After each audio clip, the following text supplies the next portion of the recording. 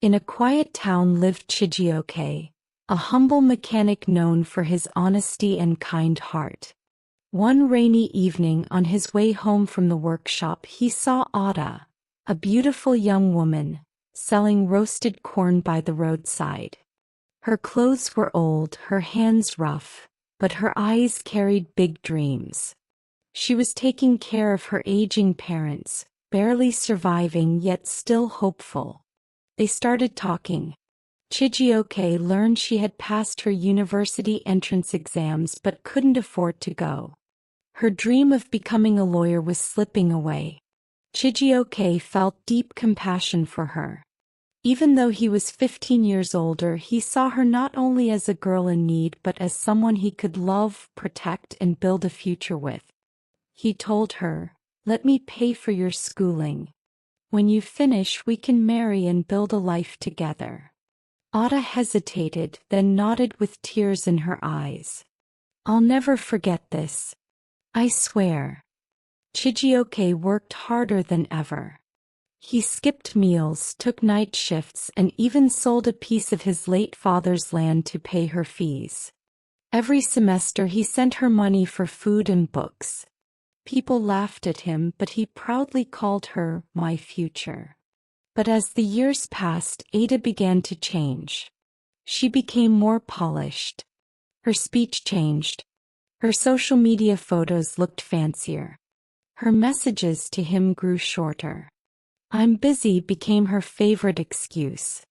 On her graduation day, Chijioke wore his only suit, bought her flowers with his last money, and traveled far just to see her shine.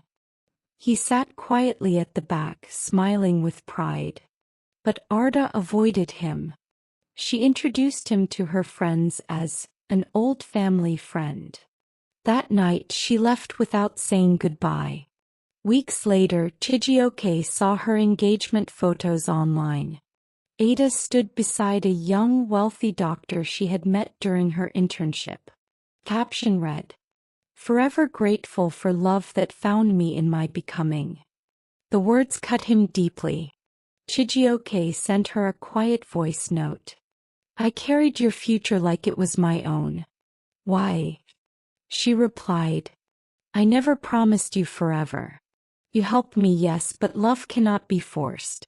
You're a good man, but not my man." The betrayal broke him. His workshop became silent. He lost weight. People whispered. Even his apprentices noticed he no longer had the same fire. One lonely evening he wrote her a letter he never sent. "You were my dream. But while I built a home in my mind, you were building wings in yours. I don't hate you. I only pray no one breaks you the way you broke me." He burned it. The ashes floated away like memories he wanted to forget.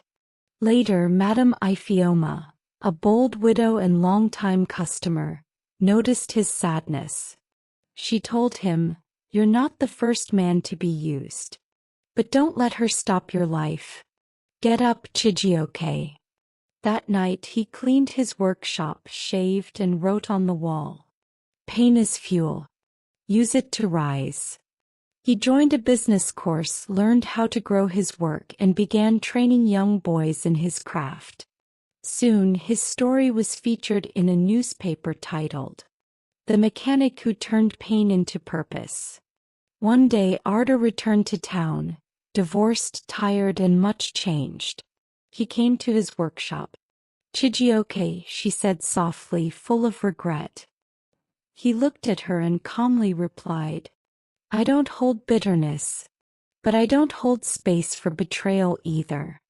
I've healed, and that's enough." She nodded and left, this time for good. Months later, Chijioke met Amaka, a teacher with warm eyes and a strong spirit. She had heard about his training program and came to help. She wanted nothing from him, only respected the man he had become. Where Ada saw a ladder, Amaka saw a partner. They married quietly. No fancy cake, no flashy photos, just peace, laughter, and respect.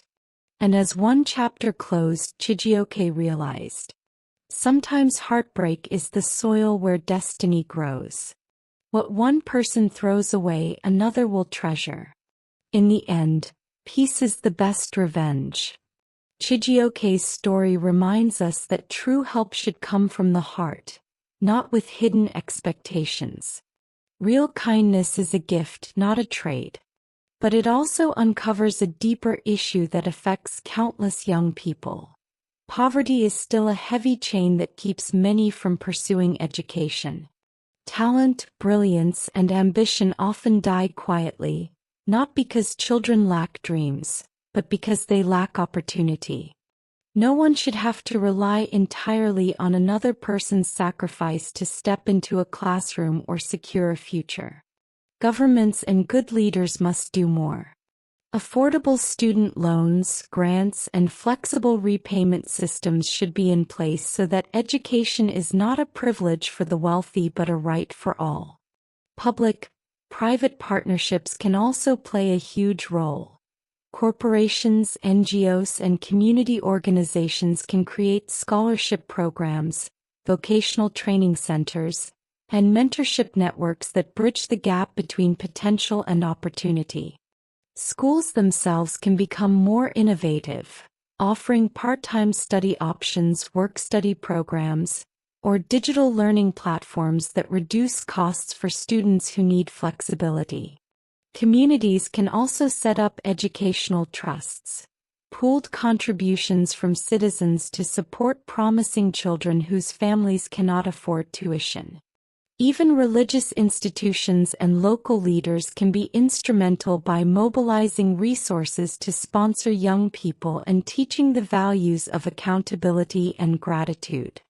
Beyond money, there must also be investment in skills training and entrepreneurship programs, so that young people who cannot take the traditional university path are not left behind. Education is not only about degrees but also about empowerment, and giving people tools to build their own livelihoods is just as vital. When these solutions are embraced, no child will feel trapped between hunger and hope. Wings should not be borrowed nor weighed down by guilt. Dreams must fly freely, carried by dignity, opportunity, and equal access to education.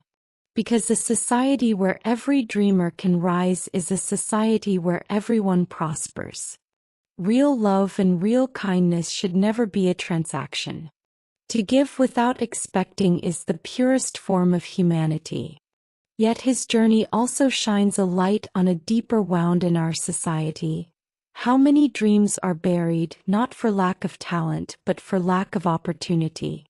No young person should have to trade their dignity, their future, or someone else's sacrifice just to sit in a classroom.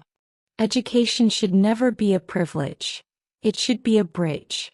A bridge that lifts children from poverty into possibility, from limitation into legacy. Scholarships, student loans, community support, and mentorships are not handouts. They are lifelines that unlock hidden greatness. Because when wings grow, they are meant to fly freely. Without guilt. Without shame. Without chains. Just pure, dignified flight toward destiny. So now I ask you, what do you think? Should education be a right for all, not a privilege for a few? Drop your thoughts in the comments. Your voice might just be the spark that inspires change.